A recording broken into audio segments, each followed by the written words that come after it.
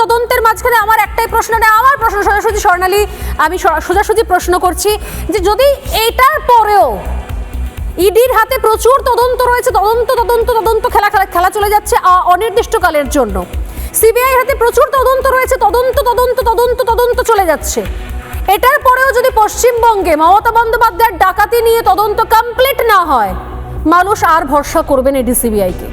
এটা হচ্ছে মোদ্দা কথা। এবং এত বড় ডাকাতি, দিনে দুপুরে ডাকাতির পর যদি মমতা বন্দ্যোপাধ্যায় গ্রেপ্তার না হন, যদি রাজ্য পুলিশের উচ্চপদস্থ আধিকারিকরা যারা রয়েছেন, যারা তার সঙ্গে সঙ্গে গিয়েছিলেন, যারা প্রত্যক্ষভাবে চুরিতে মদত দিলেন, তাদের বিরুদ্ধে অ্যাকশন না হয়, তাহলে মানুষ সত্যি সত্যি আইনের উপর ভরসা রাখতে পারবে না।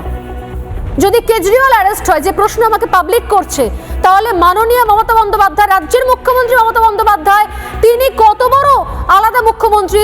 যদি দিল্লির মুখ্যমন্ত্রী অ্যারেস্ট হয়, তাহলে পশ্চিমবঙ্গের মুখ্যমন্ত্রী অ্যারেস্ট হবে না কেন? প্রকাশ্যে এতদিন ধরে কোনো চুরি ডাকাতি আমরা দেখতে পাইনি, এ তো চোখের সামনে ডাকাতি দেখতে পেলাম।